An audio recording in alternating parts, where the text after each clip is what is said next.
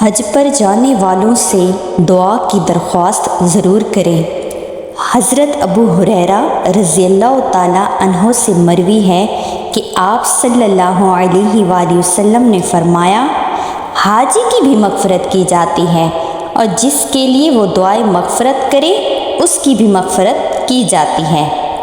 اس میں تاکید ہے کہ حج پر جانے والے سے مغفرت کی دعا کی درخواست کی جائے، اس لیے کہ حج پر جانے والے سے دعا کی درخواست کرنا سنت ہے۔ آپ صلی اللہ علیہ وآلہ وسلم نے حضرت عمر رضی اللہ تعالیٰ عنہ سے عمرہ پر جانے کے موقع پر دعا کی درخواست کی تھی۔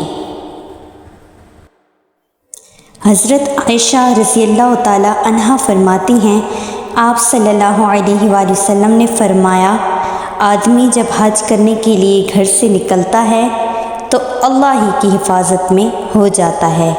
اگر حج کرنے سے پہلے مر جاتا ہے تو اللہ پاک اس کا ثواب مقرر کر دیتا ہے، اور اگر باقی رہ کر حج کے امور کو پورا کرتا ہے تو اس کے پچھلے اگلے گناہ معاف ہو جاتے ہیں۔